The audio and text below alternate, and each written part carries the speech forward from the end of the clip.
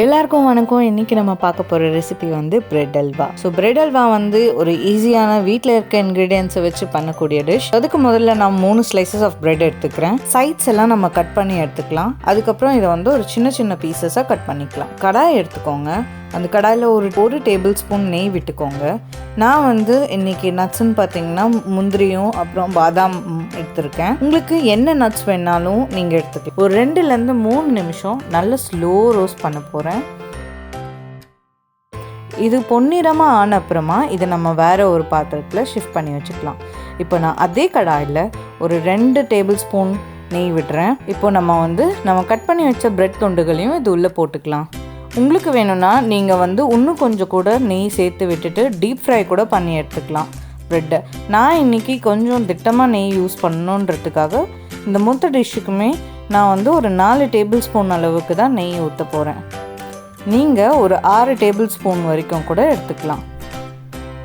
இப்போது இந்த ப்ரெட்டை நல்லா பொன்னிறமாக வர வரைக்கும் ஃப்ரை பண்ணிகிட்டே இருங்க. ஒரு 5லேருந்து 7 நிமிஷம் இதை லோ ஃப்ளேமில் வச்சு ஃப்ரை பண்ணிங்கன்னா இது ஒரு அழகான ஒரு கோல்டன் ப்ரௌன் கலருக்கு வந்துடும். இந்த ஸ்டேஜில் நான் வந்து ஏற்கனவே காய்ச்சி வச்சுருக்க ஒரு கப்பு பாலை இதில் ஊற்றிக்கலாம். ஒரு 1/4 கப்பு சர்க்கரை எடுத்துடலாம். ஒரு 2லேருந்து 3 நிமிஷம் மீடியம் ஃப்ளேமில் வச்சிங்கன்னா இந்த பால் எல்லாத்தையும் இந்த ப்ரெட் உறிஞ்சிக்கும். இதுக்கு அப்புறம் தான் நமக்கு ரியல் வேலையே ஆரம்பிக்க போகுது. இந்த ப்ரெட்டு பால் எல்லாத்தையும் உறிஞ்சிருச்சு. இந்த ஸ்டேஜில் நம்ம கொஞ்சம் கைவிடாமல் கிளறலாம்.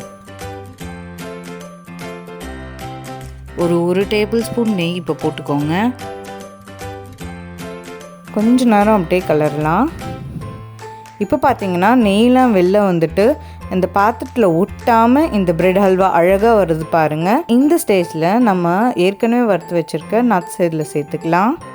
சேர்த்துட்டு 10 செகண்ட்ஸ் இதை கிண்டிட்டு அப்புறம் ஒரு 1/4 டீஸ்பூன் கேவரா வாட்டரையும் இது உள்ள சேர்த்துக்கலாம். தாழம்போட எக்ஸ்ட்ராக்ட் இது இல்லைன்னா நீங்கள் வந்து ஒரு சிட்டிகைலேருந்து 2 சிட்டிகை ஏலக்காய் தூள் நீங்கள் யூஸ் பண்ணிக்கோங்க. அவ்வளோதான், ஒரு சூப்பரான பிரெட் ஹல்வா ரெடி. பாருங்க, அப்படியே இது வந்து எவ்வளோ அழகா இந்த கடாயிலேருந்து உருண்டு வந்து இந்த கிண்ணத்தில் விழுது பாருங்க. அவ்வளோ சூப்பரான டெக்ஸ்டரோட பிரெட் ஹல்வா ரெடி.